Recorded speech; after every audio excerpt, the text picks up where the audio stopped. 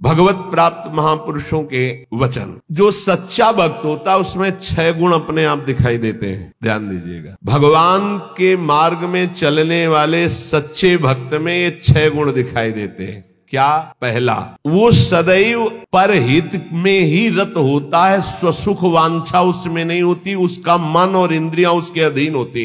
जिसका मन अधीन नहीं है वो महाठग है। ये हम महापुरुषों के वचन बोल रहे हैं। जिसका मन अधीन नहीं है वो महाठग है। दैवी संपत्ति को चुरा करके आसुरी संपत्ति को प्रकट करना इस मन रूपी महाठग का प्रभाव है। जिसका मन अधीन नहीं है वो आसुरी संपत्ति वाला है। नाना प्रकार से सत भजन रूपी धन का अपहरण करवाता है मन काम क्रोध आदि से मिल करके। इसलिए जो भक्त होता है सबसे पहले इस महाठग को अपने अधीन करता है, मन को। उसकी हर बात का अनादर करके सदगुरु की बात से इस मन को वश में किया जाता है, मन की बात का अनादर करके। और जो मन के अनुसार चलता है वो स्वयं महाठग अपने को ठगा करके ऐसे कार्य करता है जिससे पछताना पड़े। तो भक्त का पहला लक्षण है मन विजयी, स्वसुख वांछा का त्यागी,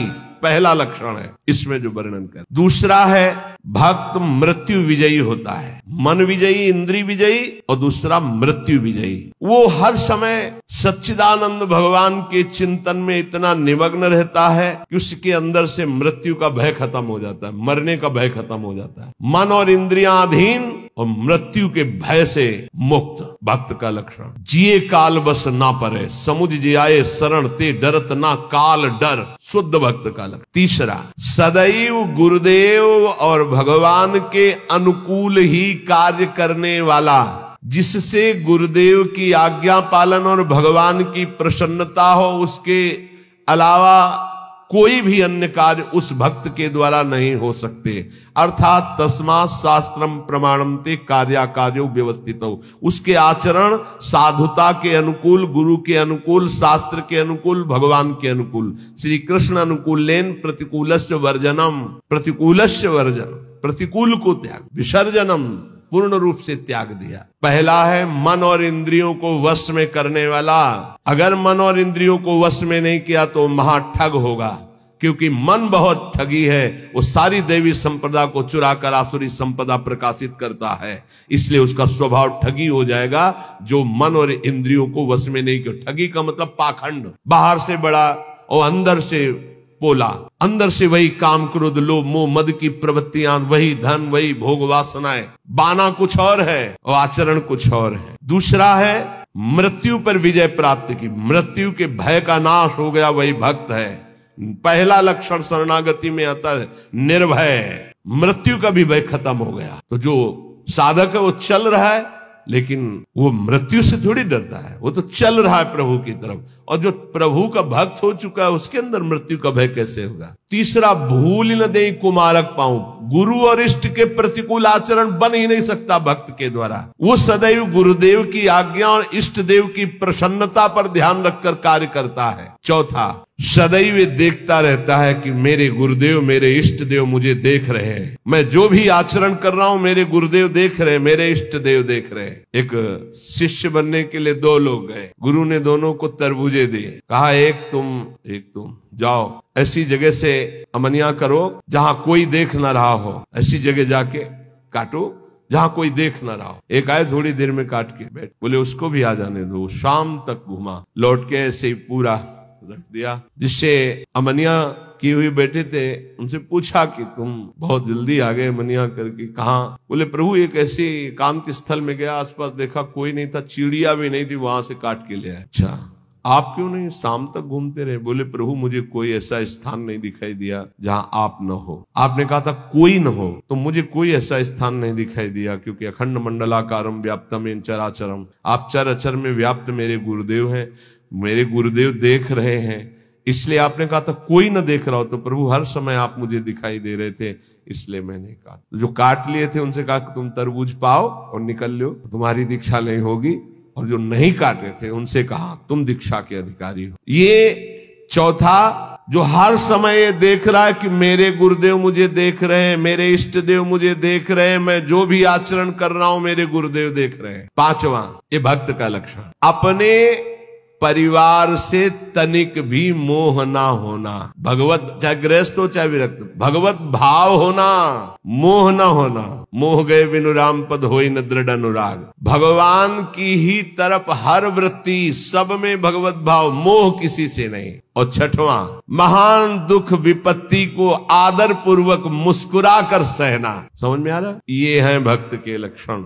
महान दुख, जो गुरु भक्त होता है उसमें दया, नम्रता, साधुओं से प्रेम, दंभ शून्यता, असंगता, निष्कामता, तीव्र वैराग्य, शांति, एकांतवास, केवल भगवान से संबंध, ये 10 बातें जागृत हो जाती हैं जो ये गुरु की शरणागति लेकर के आराधना करता है। सज्जन, साधुजन, भक्तजन उसे ही कहते हैं जो किसी भी माता बहन में काम भाव न देखे, जो किसी से धन लेने की चाह न करे, जो दूसरे के दुख को देखकर स्वयं दुखी हो जाए, और जो हर समय ईश्वर को अपने सामने रखता है, उसे कहते हैं साधु। उसे साधु कहते हैं, चाहे वो गृहस्थ हो चाहे विरक्त हो। फिर किसी भी स्त्री की तरफ काम भाव न करना, दूसरे के धन लेने की भावना का त्याग करना, दूसरे को दुखी देखकर स्वयं दुखी हो जाना, और हर समय ईश्वर के सानिध्य का अनुभव करना।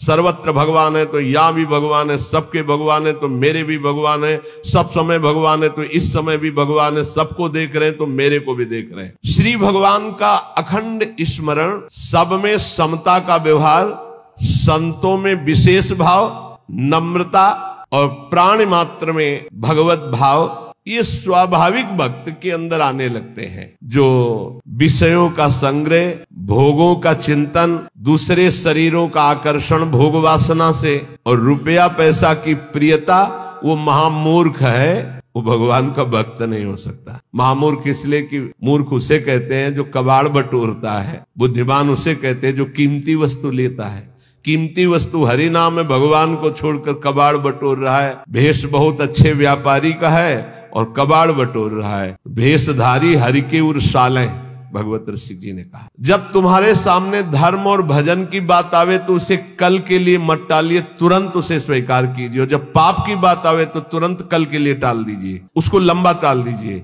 शायद अभी बुद्धि ठीक नहीं है, उसको लंबा टाल दीजिए। लेकिन धर्म और भजन और सेवा की बात जब आवे तो उसे कल के लिए मत टालिए। अभी काल करे सो आज कर, आज करे सो आप पल की में परलय होएगी, बहुर करेगो कब। भोजन की चिंता का तनिक भी भाव भक्त के हृदय में नहीं होता, भोजन कहाँ मिलेगा। दूसरा, अर्थ की व्यवस्था से जीवन यापन करने का स्वभाव भक्त का नहीं होता। तीसरा, भयानक रोग आने पर मस्ती में कोई फर्क ना पड़े।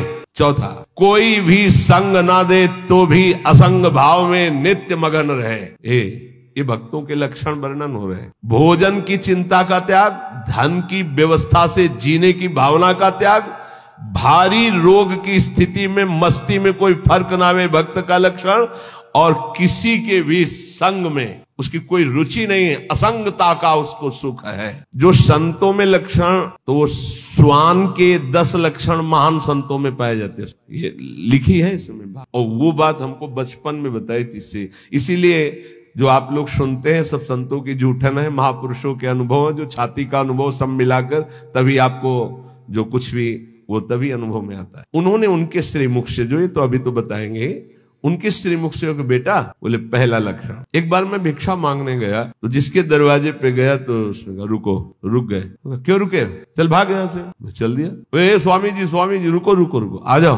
फिर गए। बोले 7 बार बेटा उसने दबकाया, 7 बार भगाया, 7 बार मैं वापस गया, 8वीं बार उसने भिक्षा दी। ठीक बोले, कुत्ते का ऐसा ही स्वभाव। ऐसे करके रोटी डालो, डंडा मारो, फिर चलो, फिर कुछ करो, फिर आ जाएगा। उसको माना अपमान का किंचन मात्र ध्यान नहीं रहता। ऐसे ही महान संतों का स्वभाव होता है। एक स्वभाव कि आप ऐसे करो, फिर तो एक बार देखेगा, फिर लौट के आएगा, फिर आप डंडा हुआ, फिर दबका दो, फिर वो जय बार करोगे तय बार वापस। उसे मानापमान का बोध नहीं होता। श्वान के ये 10 लक्षण महान संतों में पाए जाते हैं। वो अपनी भूख मिटाने के लिए मानापमान का ध्यान नहीं करता भिक्षान्न के द्वारा। इसमें केवल इतना संकेत विस्तृत से उन्होंने बताया था। दूसरा बोले बेटा जब बंदर सर्प को पकड़ लेता है, बोले तुमने देखा नहीं होगा, मैंने देखा, ऐसे वो फन पकड़ता है, पेड़ में ऐसे रगड़ता है, फिर कान में लगाता है, अगर वो सूंघ हुआ जरा सा फिर रगड़ता है उसको। बोले उसके मरने पर भी 100 बार रगड़ता है उसको। बोले मैंने देखा। बोले दूसरा लक्षण संत का है कि वो अपने मन को ऐसे रगड़े जैसे बंदर सांप को रगड़ के मारता, मारने के बाद भी 100 बार रगड़ता है।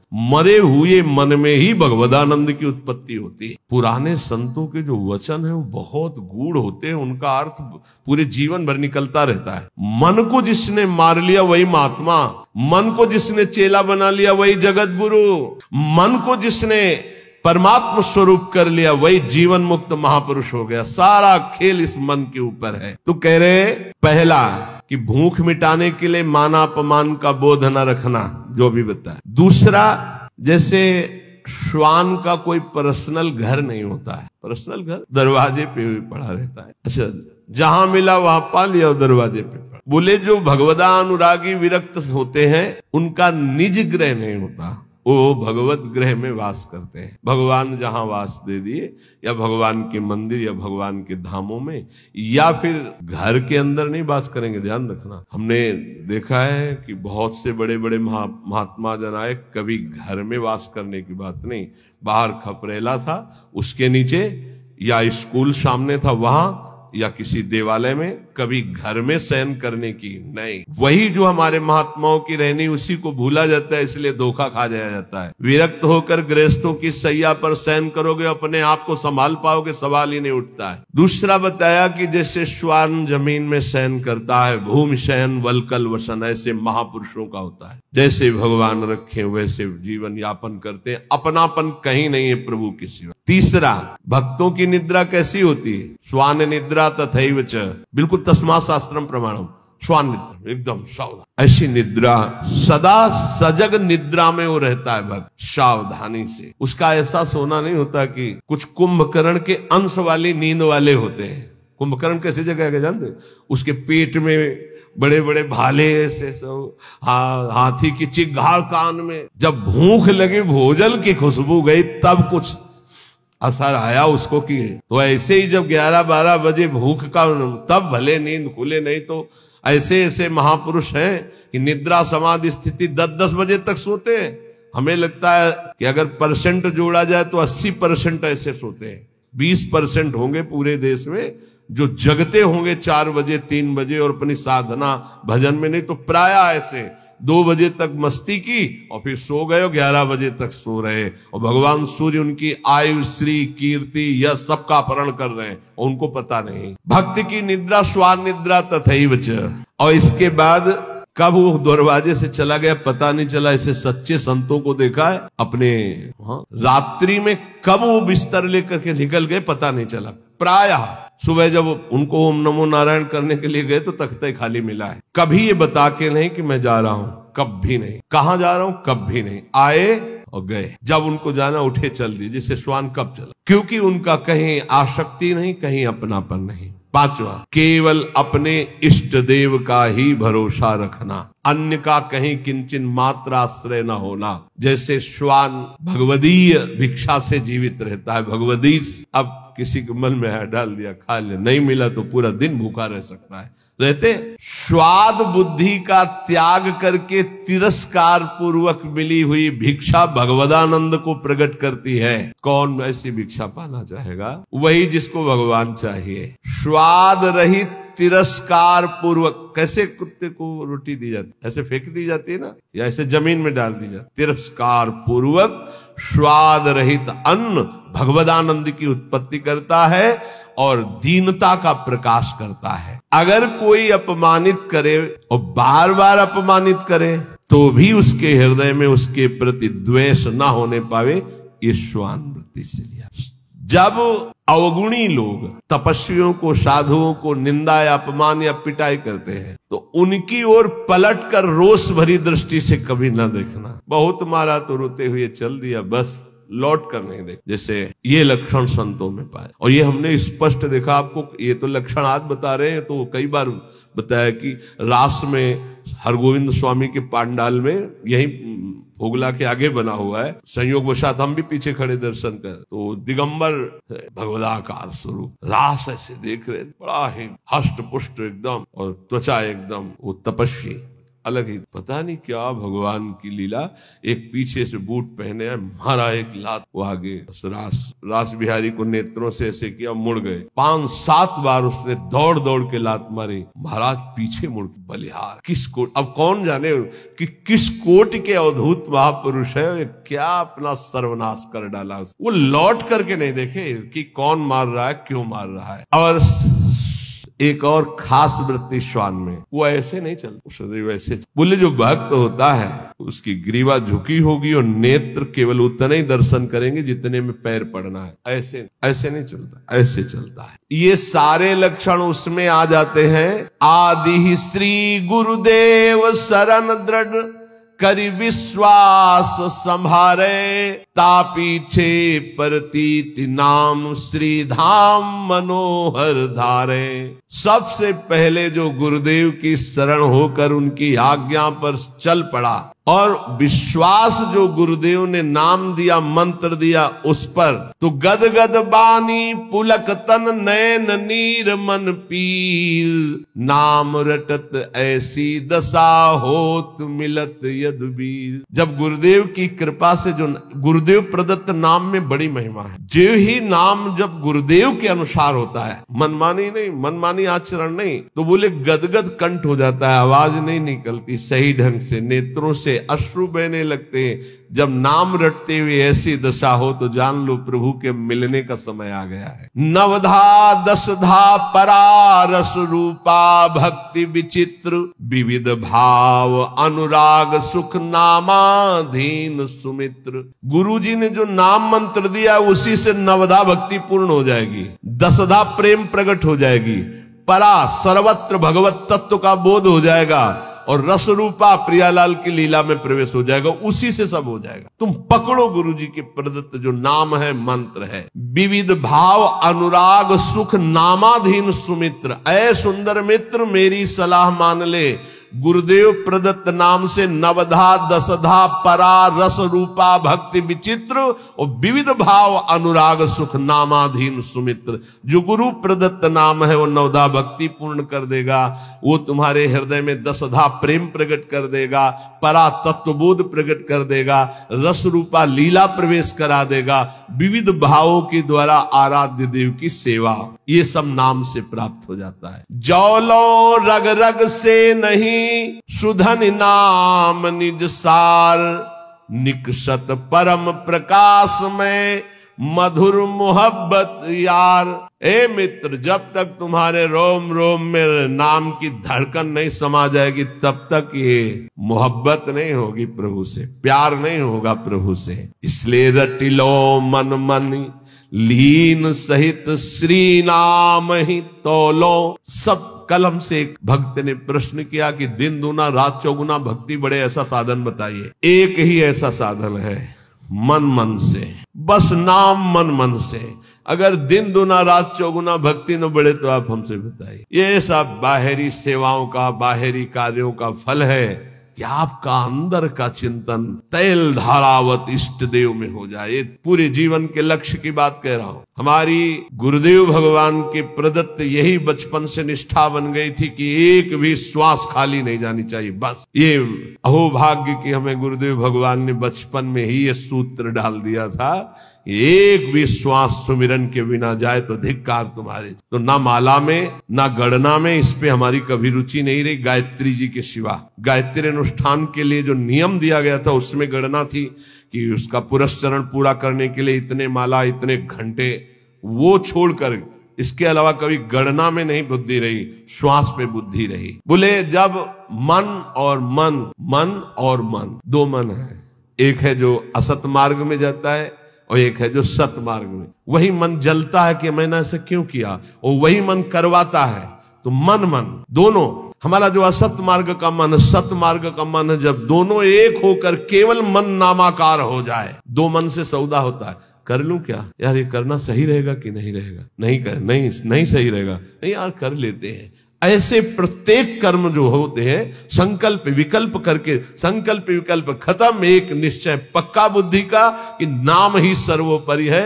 अब वो मन में निरंतर नाम रहा है, तो बोले फिर जो आनंद प्रकट होता है, वो आनंद एक बार प्रकट होता है, फिर कभी नष्ट नहीं होता, वो बढ़ता रहता है। वो बड़े भागी जन हैं जो इस नाम में अपनी रुचि कर पाते हैं। पर जो अशुद्ध भोजन पाते हैं, चोरी करते हैं, मस्खरी करते हैं और पर नारी पर शरीर स्पर्श करते हैं काम भोग के लिए, और वो चाहते हैं कि हम भजन कर ले या भक्त रूप रख के निर्वाह कर ले, तो बोले वो पाखंड है, वो दम्भ है, नहीं भजन नहीं। फिर देख, जो अच्छा भोजन करना चाहते हैं, जो हंसी मस्खरी मजाक में समय व्यतीत करते हैं, जो पराई नारी पराये तन को काम भाव से स्पर्श करते हैं और चाहते हैं कि मैं दीदार करूं प्रभु का, भजन करूं प्रभु का, भक्त वेश धारण, बोले दम्भ है, वो पाखंड है। इसलिए इन बातों का सुधार हमारे जीवन में रहे। जवान का चटोरापन छोड़ दिया जाए। बहुत खा लिया यार, कितना खाओगे, आज ये कल वो कल वो, तुम्हारी इच्छा नहीं होनी चाहिए। इच्छा रहित भोजन करो। देखो ये बात बैठा लीजिए, बहुत जरूरी है। इच्छा रहित, इच्छा क्या है तुमसे खुद पूछा जाए तो तुम्हारे हृदय में ढूंढने पर इच्छा ना निकले। आज क्या बनना चाहिए, तो आपके हृदय में ही नहीं आना चाहिए कि क्या बनना चाहिए, ये नहीं होना चाहिए। तो ये चटोरापन गया, मस्खरी हंसी मजाक है। नारायण हरि भजन में पांचों सुहात, विषय भोग, निद्रा, हंसी, जगत प्रीति, बहुबात। कुछ साधकों का स्वभाव होता है चुटकी लेना, मजाक करना, विनोद करना। हमें लगता है सुधार करना चाहिए। उदासीन गंभीर स्वभाव, किसी भी शरीर को काम भाव से स्पर्श न करे। देखो अलग अलग होता है, वो अंदर का भाव होता है। बच्चों को, बच्चियों को या किसी भी शरीर को, अगर आपको शुद्ध भजन में चलना है तो एक, फिर हम वहीं आ गए मोबाइल में। कल एक बच्चा बहुत विकल होके रो के सभा में कह रहा था, हमका नाम जप करो बच्चा, इससे ठीक हो जाए। बोले कुछ नहीं रह गया उपाय, गुस्सा आ रहा है तुम्हारे। बताएं तुम्हें क्यों उपाय नहीं रह गया? तुम गंदी बातें देखते हो ना मोबाइल में? बोले जी। गंदी क्रिया करते हो ना? जी। अगर आप, यहां तो शास्त्र में लिखा है स्पर्श मत कीजिए काम भाव से किसी भी शरीर को, चाहे पुरुष शरीर हो, चाहे स्त्री शरीर, चाहे बच्चा, किसी को भी। वैसे तो ऐसे क्यों स्पर्श करो किसी को? पर अगर कभी तो किसी को उठाने के लिए, गिराने के लिए क्यों स्पर्श, काम भाव ऐसे। अगर आप मोबाइल रखते हो तो भैया बचना, बहुत खतरनाक है और बहुत अच्छा है, दोनों बात।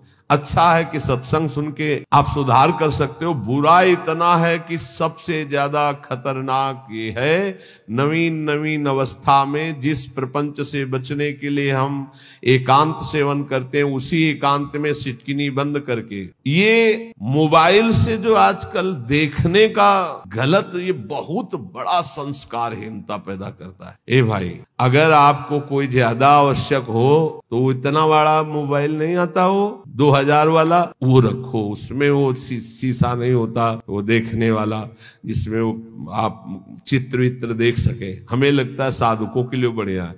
और सुनने के लिए वो ऐसे इतने आते हैं गोले से, उनमें ऐसे चिप लगा दो, अपना बोलते रहेंगे सत्संग। 350 घंटे का सत्संग कितना सुनोगे? 1 घंटे के सत्संग में भगवत प्राप्ति हो जाएगी अगर आचरण में उतार ले तो। उसको रखना जरूरी है। इतने बड़े, अब बच्चे ज्यादा पसंद करते हैं उसको, नौजवान ज्यादा पसंद करते हैं। क्यों? थोड़ा उसमें इज्जत भी बनती है ना, वो बड़ा वाला।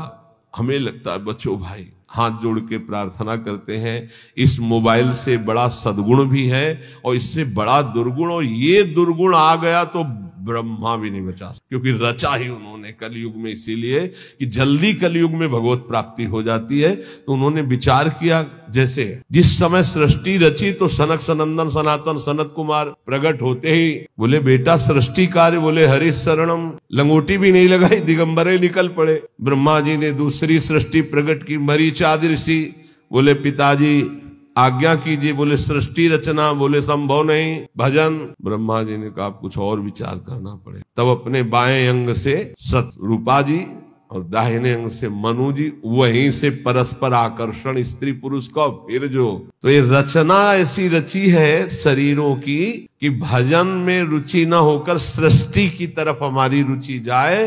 तो प्रार्थना है यदि थोड़ा भी सतमार्ग में चलने की इच्छा हो तो गृहस्थ हो या विरक्त हो, नौजवान हो या बूढ़े हो, ये जो इसमें लिखी है बात, इसको बचाने के लिए बहुत जरूरी है इतना शासन अपने ऊपर कर लो, या तो कि मोबाइल से गलत चीज नहीं देखोगे। देखो जितने लोग यहाँ बैठे हो, हमें लगता है नहीं देखते होगे, और अगर कोई भूल से देखता हो तो आज कसम खाओ कि कभी गंदी बात मोबाइल से नहीं देखेंगे। जिनके कान में सत्संग पड़े बाहर भी, तो मान लो कि तुम वृंदावन में बैठे हो, कसम खा रहे हो वृंदावन में कि आज से मैं मोबाइल से गंदी बात नहीं देखूंगा। हो गई बात। सब कोई जो नहीं, वैसे हमें 100% विश्वास है कि यहाँ जो बैठे काय को देखेंगे, लेकिन कुछ % ऐसा हो सकता है। आज से कसम है जितने यहाँ बैठे हैं जो नहीं देखते हैं उनको राधे राधे प्रणाम, बढ़िया बात है, आप बहुत अच्छे हो। और जो देखते हैं, श्री जी जानती है, आज से कसम है उनको जो आज से गंदी बात देखें। जो बाहर सुने या तो सुने ना, यहीं से बंद कर देना, स्विच ऑफ कर देना अगर तुम्हारे कान में शब्द पड़े, और अगर सुन लिया पूरा तो तुम्हें भी कसम है तुम गंदी बात नहीं देखोगे मोबाइल में, जहां तक बाहर चली जाए बात। क्योंकि बहुत हमारे नवीन पीढ़ी को नाश करने के लिए ब्रह्मा जी के द्वारा ऐसी बुद्धि दे दी गई कि ऐसा यंत्र रचा गया।